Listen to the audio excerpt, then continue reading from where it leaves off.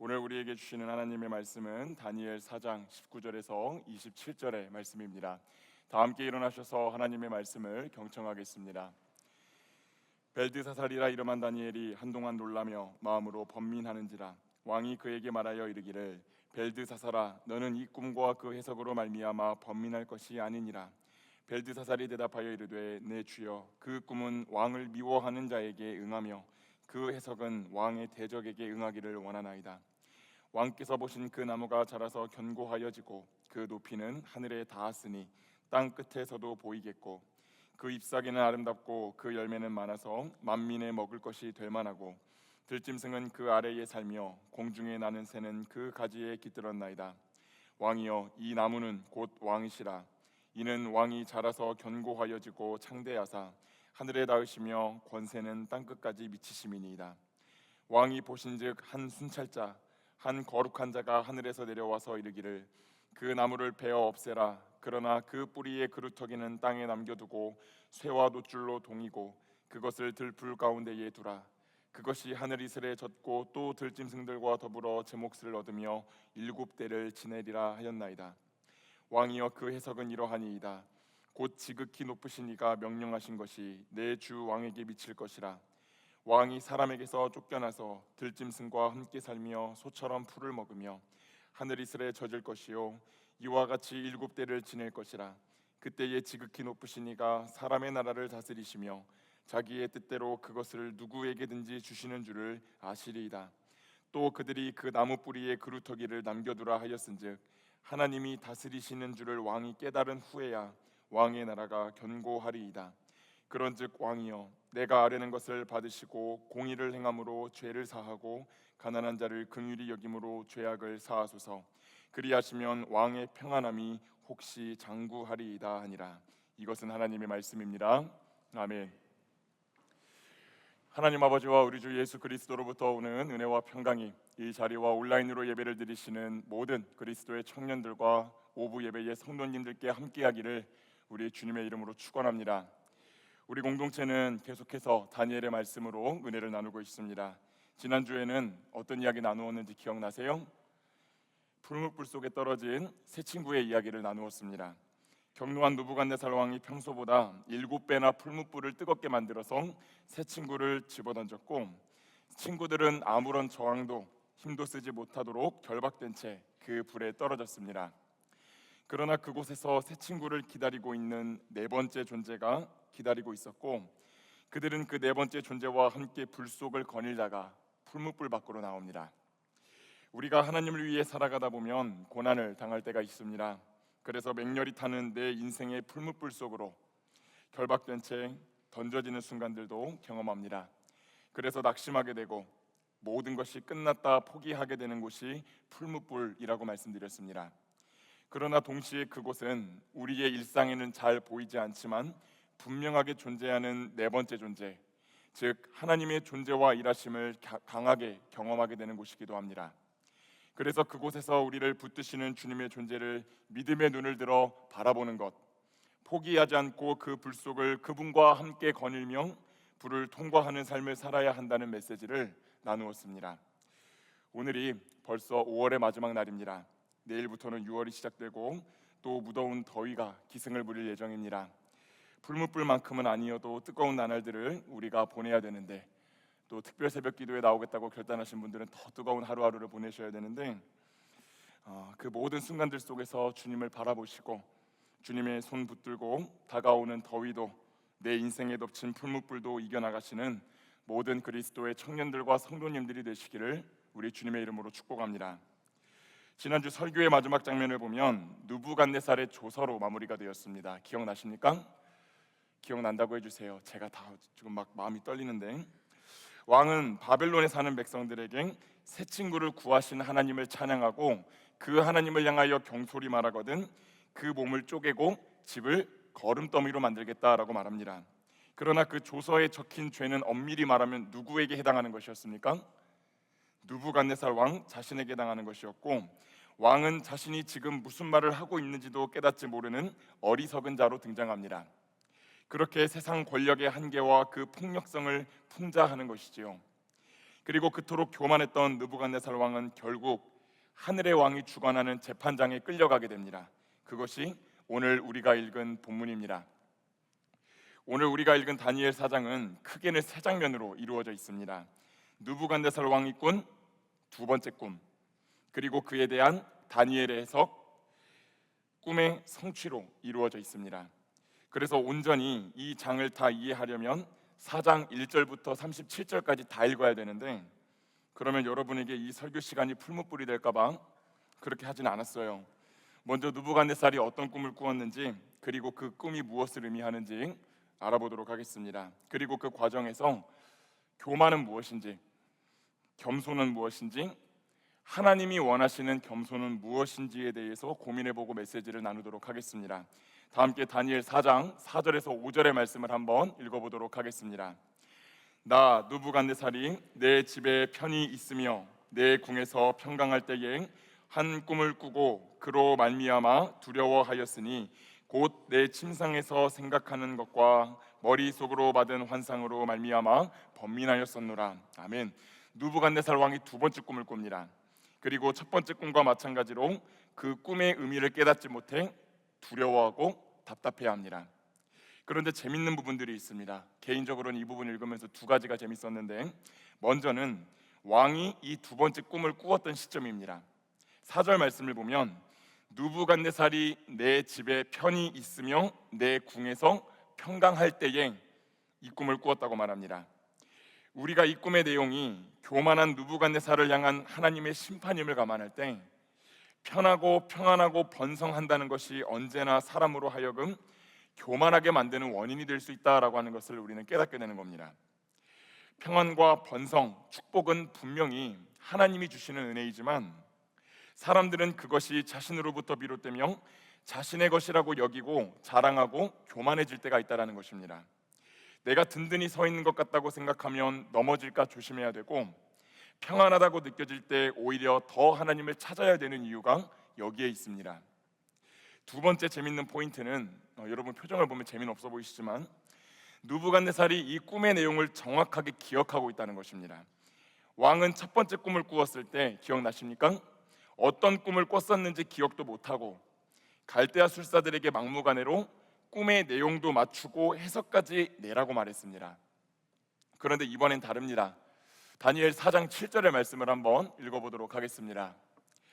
그때에 박수와 술객과 갈대아 술사와 점쟁이가 들어왔으므로 내가 그 꿈을 그들에게 말하였으나 그들이 그 해석을 내게 알려주지 못하였느니라.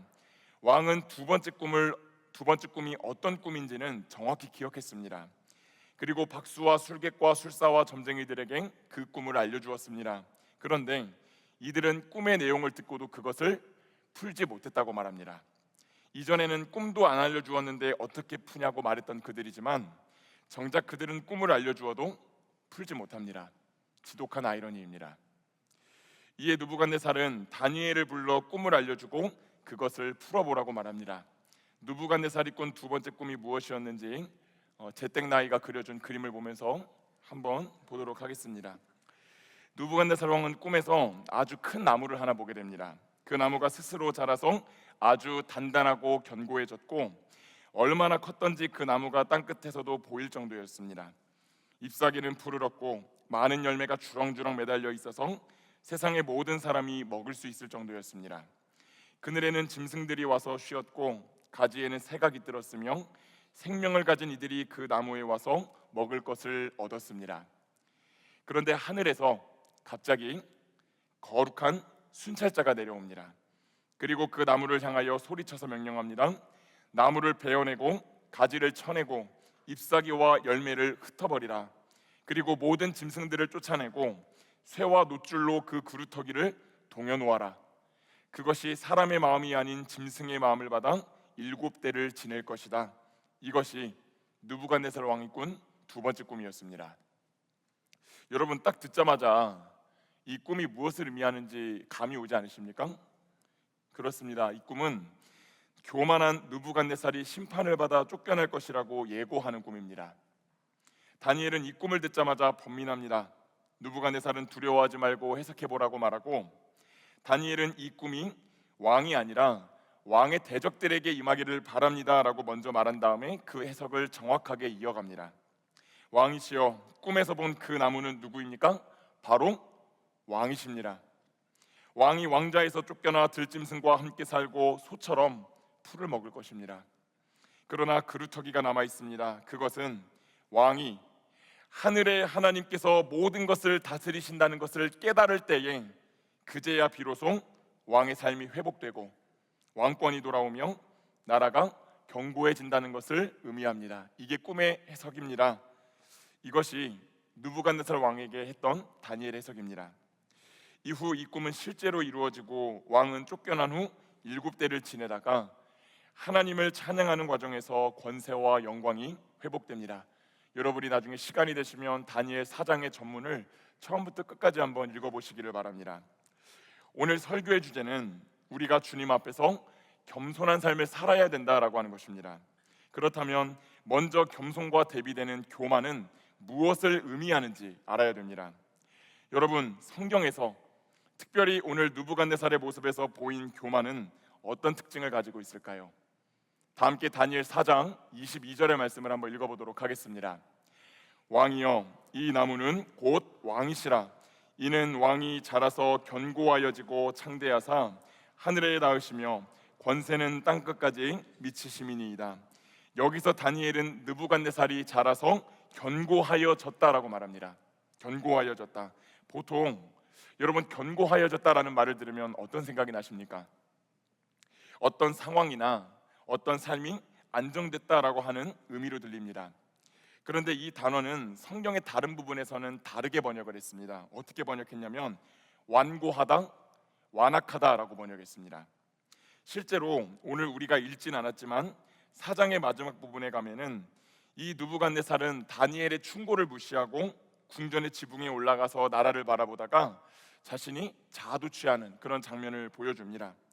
이런 대사를 쳐요. 궁전 위에 꼭대기에 올라가가지고 이 큰 바벨론은 내가 능력과 권세로 건설하여 나의 도성으로 삼고 이것으로 내 위엄과 내 영광을 나타낸 것이 아니냐. 그는 말합니다. 이 큰 바벨론 내가 내 능력과 내 권세로 건설했고 그래서 나의 도성으로 삼았고 이걸 통해 내 위엄과 내 영광을 나타낸 것이다. 여러분, 나가 몇 번 나옵니까? 많이 나오죠? 그러니 느부갓네살의 교만은 이것입니다. 오직 나에게 온통 온 시선이 쏠려 위아래가 없어진 상태. 너무 완고하고 완악해져서 다른 누구의 말도 통하지 않는 상태가 되어버린 것, 그게 교만입니다. 이 느부갓네살의 교만에 대한 이야기는 우리가 잘 알고 있는 창세기의 바벨탑 사건을 떠올리게 만듭니다. 그러니 이 교만의 문제는 어느 한 시대의 문제가 아니라 인류의 역사가 시작되는 순간부터 반복되어 왔고 그렇기에 더욱 조심해야 된다라는 경각심을 우리에게 줍니다. 다 함께 창세기 11장 3절에서 4절의 말씀을 한번 읽어보겠습니다. 서로 말하되 자 벽돌을 만들어 견고히 굽자 하고 이에 벽돌로 돌을 대신하며 역청으로 진흙을 대신하고 또 말하되 자 성읍과 탑을 건설하여 그 탑 꼭대기를 하늘에 닿게 하여 우리 이름을 내고 온 지면에 흩어짐을 면하자 하였더니 사람들이 뭐라고 말합니까? 벽돌을 견고하게 굽자고 말합니다. 여기서도 견고하게라는 단어가 쓰였어요. 그리고 성읍과 탑을 건설하고 그 꼭대기를 하늘에까지 닿게 하고 그것을 통해 우리의 이름을 내자라고 말합니다. 스스로 견고해지고 스스로 높아지자고 우리의 명성을 한번 드높여보자라고 말합니다. 교만의 시초입니다. 그러나 다음의 구절 한번 더 읽어보겠습니다. 창세기 11장 5절의 말씀입니다. 여호와께서 사람들이 건설하는 그 성읍과 탑을 보려고 내려오셨더라. 하나님께서 어떻게 하셨다고 말씀하십니까? 내려오셨다. 사람들은 자신들의 힘으로 높아질 수 있고 올라갈 수 있다고 말하며 하늘에까지 닿을 수 있다고 말하지만 하나님은 이 사람들이 무슨 짓을 하고 있나 보시려고 한참을 내려오셔야 됐다라고 말합니다. 마치 하늘 끝까지 자랄 것 같은 나무 위에 하나님이 보내신 순찰자가 내려왔던 것처럼 여기서도 천사가 하나님이 내려오십니다. 이후에 하나님은 이들의 욕심과 교만이 끝나지 않을 것을 아시고 언어를 흩어버리시어 사람들이 서로 말이 통하지 않게 하심으로 바벨탑 공사를 강제로 중단시키십니다. 그때 흩어진 언어는 오늘날까지 이어져서 여러분이 외국어를 공부해야 하는 고통을 겪게 된 것입니다. 믿으십니까? 교만의 벌이 이렇게 무서운 것입니다. 사랑하는 여러분, 그래서 오늘 하나님은 저와 여러분에게 말씀하십니다. 교만한 삶을 살아가는 것이 아니라 겸손한 삶을 살아가야 된다라고 말씀하시는 것이죠. 잠언 18장 12절 말씀에는 이런 말씀이 기록되어 있습니다. 사람의 마음의 교만은 멸망의 선봉이요 겸손은 존귀의 길잡이니라 라는 말씀이 있습니다. 그러면 질문이 생깁니다. 겸손은 무엇일까요? 그리고 하나님이 우리에게 원하시는 진정한 겸손은 무엇일까요? 저와 여러분이 소위 겸손해야 된다라는 말을 들으면 어떤 생각을 떠올리십니까? 그것을 보통 마음의 어떤 상태와 연결지어서 생각합니다. 나보다 남을 낮게 여기고 자랑하지 않으며 온화한 표정을 짓고 자신을 낮추는 것을 보통은 겸손이라고 생각하며 살아갑니다. 틀린 것은 아닙니다. 그런데 저는 겸손을 다양하게 정의해 볼 수 있겠지만 오늘 설교에서는 딱 한마디로 이렇게 정의해 보고 싶습니다. 한번 따라해 주시겠습니까? 겸손은 목이 부드러운 것입니다. 여러분 지금 뒷목 당기시는 분들 계세요? 한번 뒷목 잡고 좀 뒤로 한번 기지개 켜세요. 네. 그렇습니다. 겸손은 뭐가 부드러운 거라고요? 목이 부드러운 거라고 말씀을 드렸습니다. 좀 더 정확히 말하면 목이 자유로운 것입니다. 오늘 본문에 나온 느부갓네살의 시선은 온통 어디를 향해 쏠려 있었습니까? 나를 향해 쏠려 있었습니다. 내 능력과 권세로 이 성을 건설했고 나의 도성으로 삼았고 내 위엄과 영광을 드러내려 했다라고 말했고 그 과정에서 스스로 자라고 성장했다 착각하면서 완악하고 완고해져서 누구의 말도 들어가지 않습니다. 한마디로 말하면 목이 뻣뻣해서 안 움직이고 시선도 자기에게만 고정되어 있다라고 하는 것입니다. 그런데 그에 반해 다니엘의 모습을 보면 그의 목이 굉장히 유연하다라고 하는 것을 우리는 보게 됩니다. 이제 저와 여러분의 목이 어떻게 유연해야 되는지 세 가지로 나누어서 한번 설명을 해보겠습니다. 첫 번째, 한번 따라해 주시겠습니까? 진정한 겸손은 위를 바라보는 것입니다. 그렇습니다. 여러분, 우리는 겸손이라는 말을 들으면 보통은 무작정 고개를 숙이는 것으로 생각합니다. 그런데 사실 진정한 겸손은 고개를 들어 위를 보고 하늘을 보고 거기에 계신 하나님을 바라보고 인지하는 것에서부터 출발한다라고 하는 것입니다. 여러분 뻐근하시죠?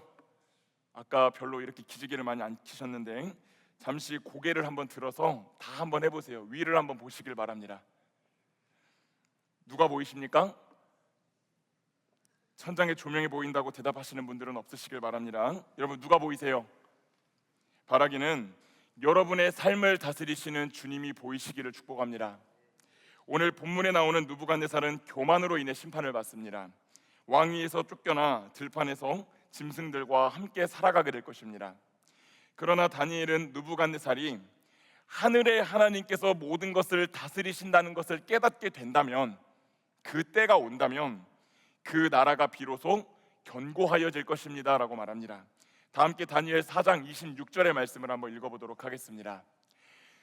또 그들이 그 나무 뿌리에 그루터기를 남겨두라 하였은즉 하나님이 다스리시는 줄을 왕이 깨달은 후에야 왕의 나라가 견고하리이다. 아멘. 다니엘은 말합니다. 하나님이 다스리시는 줄을 깨달을 때 그제서야 나라가 견고해질 것입니다 라고 말이죠.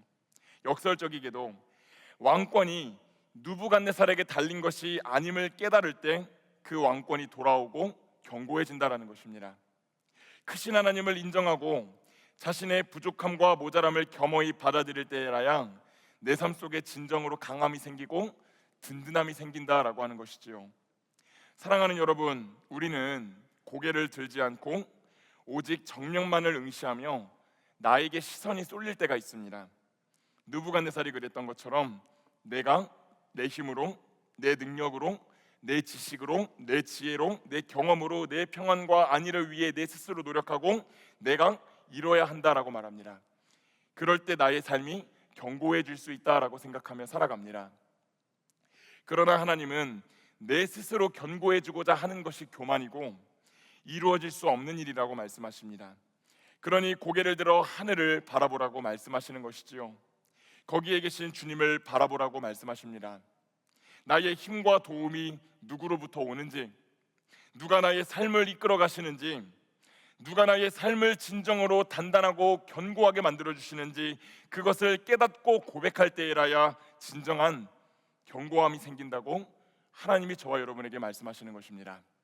그러니 사랑하는 여러분, 오늘 바라기는 목을 뻣뻣하게 하지 마시고요, 고개를 들어 주님을 바라보시는 모든 청년들과 성도들이 되시기를 축복합니다.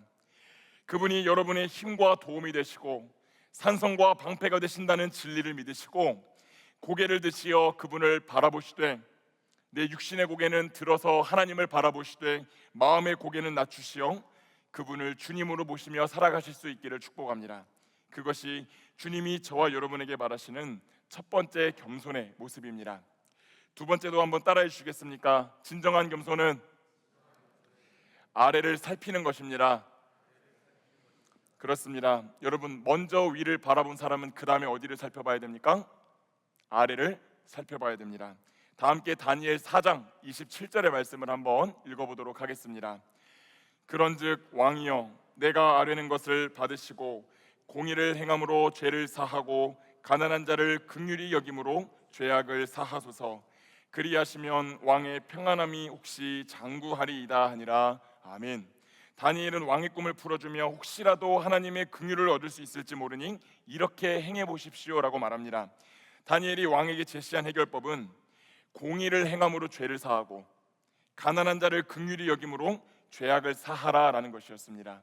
이거를 조금 더 와닿게 번역하면, 공의로 당신의 죄악을 부수어 버리시고 가난한 자에게 긍휼을 베풀므로 당신의 불의를 부수어 버리소서라고 번역할 수 있습니다. 여기서 공의를 행하고 가난한 자를 살피라고 하는 것은 한마디로 무엇입니까? 사회 정의를 구현하라는 것입니다.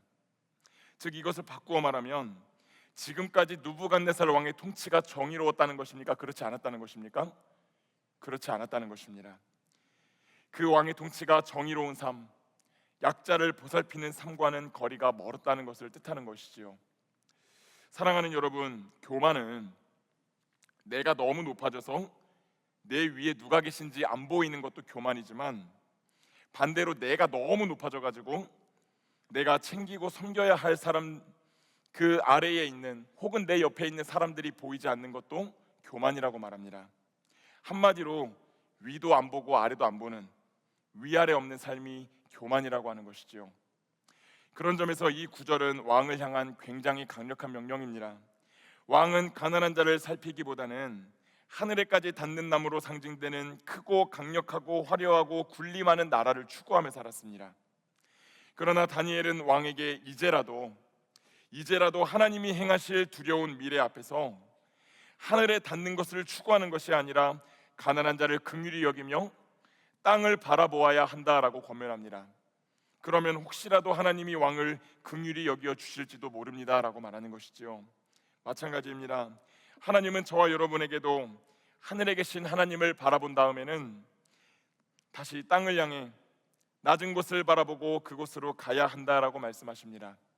그것이 겸손이라고 말씀하세요.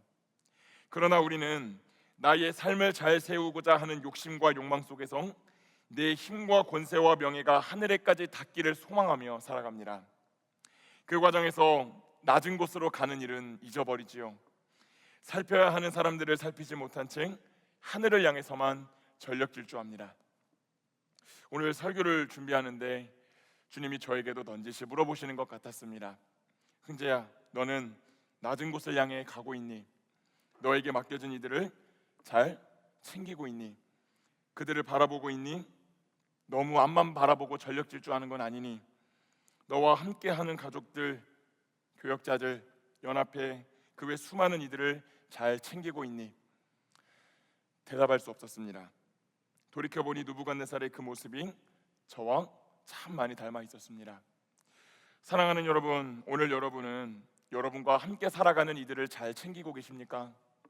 낮은 곳을 바라보고 계신가요? 거기를 향해 가고 계십니까? 여러분을 기르시다 이제 기력이 쇠하시고 약해져 버리신 부모님을 잘 모시고 살아가고 있나요? 계속되는 현실의 문제 속에서 그 속이 골마터진 자녀들의 삶과 마음을 우리 부모님들께서는 잘 보고 계십니까? 우리 사랑하는 임슬이들, 맡겨진 영혼들 잘 보고 계세요? 우리에게 선물로 주신 세론들, 패몬들, 부서원들 잘 돌보고 계십니까? 내 삶이 분주하다는 이유로 오로지 내 삶에만 골몰해 있지는 않으십니까? 우리 공동체는 상처 속에서 아파하는 이들에게 다가가고 있는 공동체입니까? 한국교회는 약자들의 마음을 헤아리고 섬기기 위해 나아가고 있습니까? 하나님은 오늘 이 질문에 저와 여러분이 정직하게 서보기를 원한다고 말씀하십니다. 그리고 그 질문에 대해 주님, 제가 이제라도 낮은 곳을 향해 가겠습니다라고 대답하길 원하시는 주님이십니다. 그 고백을 올려드리며 다시 한번 낮은 곳을 향해 나아갈 수 있는 저와 여러분이 되기를 우리 주님의 이름으로 축복합니다. 마지막 세 번째입니다. 한 번 더 따라해 주시겠습니까? 진정한 겸손은 당당하게 앞을 보는 것입니다. 여기는 한 번만 더 따라해 주십시오. 진정한 겸손은 당당하게 앞을 보는 것입니다. 그렇습니다. 위에 계신 하나님을 바라보고 아래에 있는 사람들을 살펴본 다음에는 이제 다시 어디를 봐야 됩니까? 다시 고개를 조금 들어서 정면을 응시해야 됩니다. 여러분, 겸손은 단순히 아무 때나 아무에게나 고개를 숙이는 것이 겸손이 아닙니다. 겸손은 하나님을 향해 마음의 고개를 숙이고 사람들을 향해 고개를 숙인 후 다시 해야 할 일을 하기 위해 고개를 드는 것, 거기까지가 겸손입니다. 나는 부족하다고, 나는 그 사람이 두렵다고, 내 능력이 부족하다고, 나는 아예 능력이 없다고 회피하면서 마땅히 해야 할 일을 피하는 것이 아니라 다시 하나님이 원하시는 일을 하기 위해 당당하게, 그러나 무례하지 않게 앞으로 나아가는 것이 진정한 겸손이라는 것입니다. 오늘 설교의 서두에서 느부갓네살의 꿈을 들은 바벨론의 지혜자들의 모습을 기억하실 것입니다. 우리 다니엘 4장 7절의 말씀 한 번 더 읽어보도록 하겠습니다. 4장 7절입니다.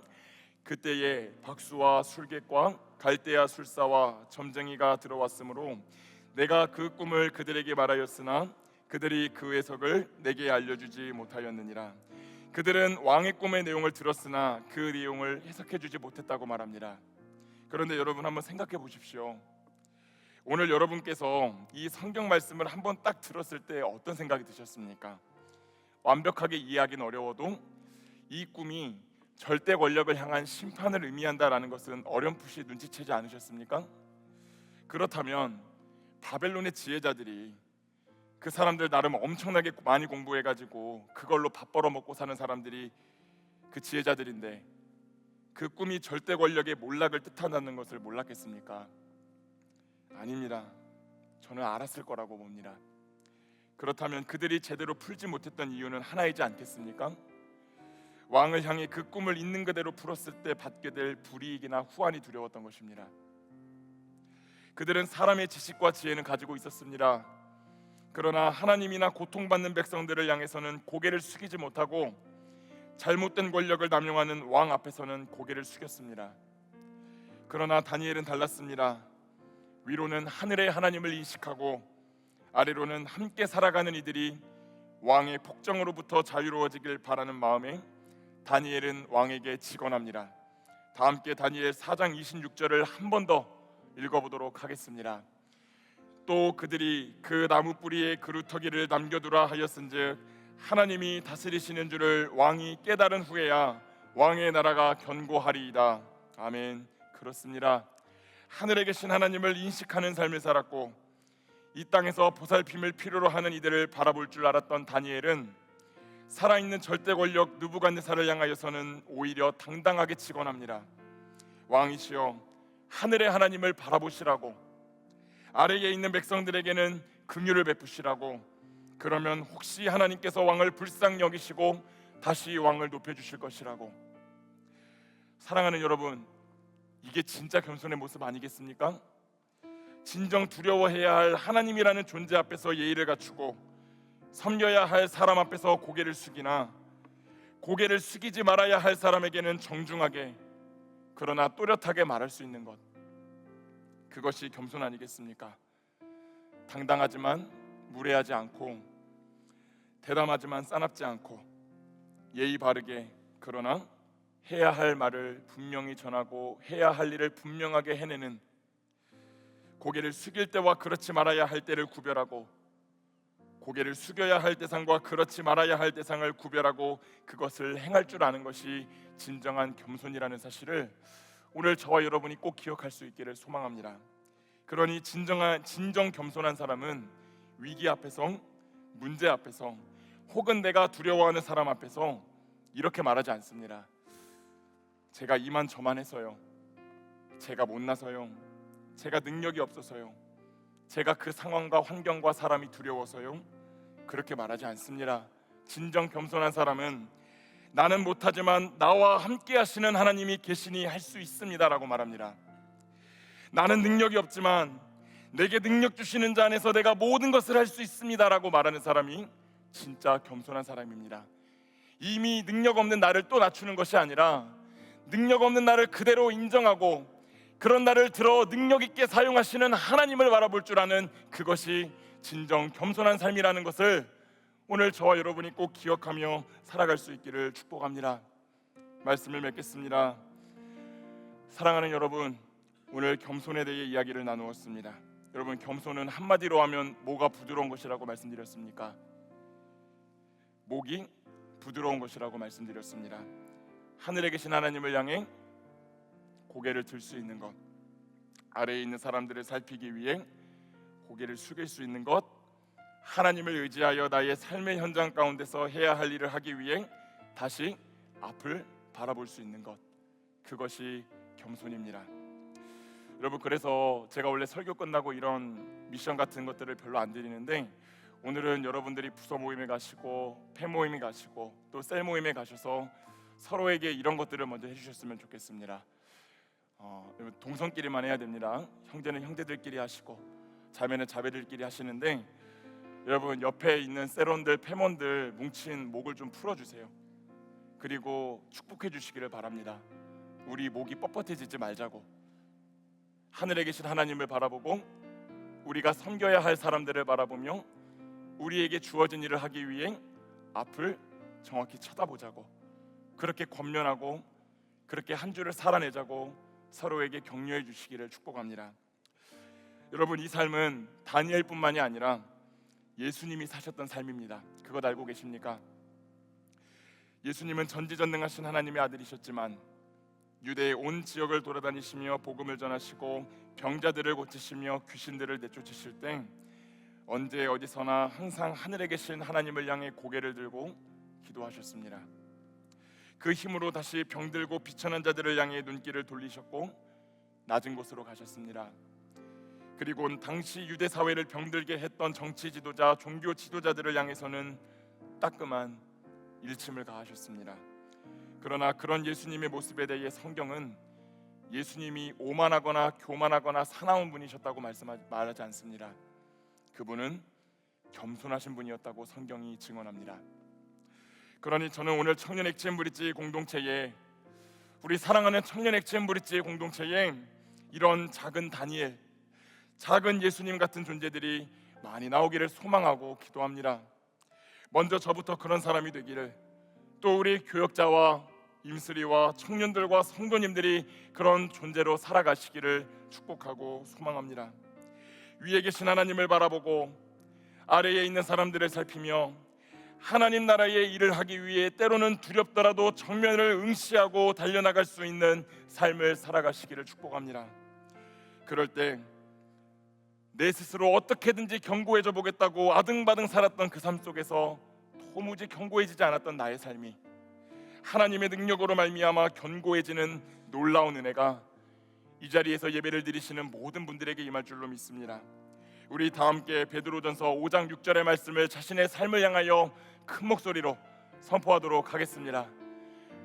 그러므로 하나님의 능하신 손 아래에서 겸손하라. 때가 되면 너희를 높이시리라. 저와 여러분을 향하신 우리 주님의 약속입니다. 기도하겠습니다. 사랑과 은혜가 충만하신 아버지 하나님, 오늘 다니엘 말씀을 통해 우리에게 교만과 겸손에 대해 가르쳐 주시니 감사드립니다. 하나님, 오늘 주신 말씀을 붙들고 우리의 마음과 목이 뻣뻣해지지 않기를 소망합니다. 하늘에 계신 하나님을 바라볼 수 있도록 언제나 위를 바라보며 살아갈 수 있는 겸손함을 우리에게 주시고, 내가 너무 높아진 나머지 낮은 자리에서 살아가는 이들이 안 보일 정도로 나의 삶을 위해 전력 질주하는 것이 아니라 낮은 곳을 찾아갈 줄 아는 사람이 될 수 있도록 겸손함을 더하여 주기를 소망합니다. 나에게 능력이 없다고, 내가 부족하다고, 내가 이만저만한 것이 없다고 말하는 것이 아니라 나는 부족하나 하나님이 함께 하시니 할 수 있다라고 말하며, 두렵고 떨리더라도 해야 할 일을 하며 정면을 응시하며 나아가는 진정으로 겸손한 그리스도인의 삶을 살아가는 모든 청년들과 성도님들이 될 수 있도록 축복하여 주시옵소서. 그렇게 하실 우리 하나님께 모든 감사와 영광 올려드리며 사랑이 많으신 예수 그리스도의 이름으로 기도합니다. 아멘.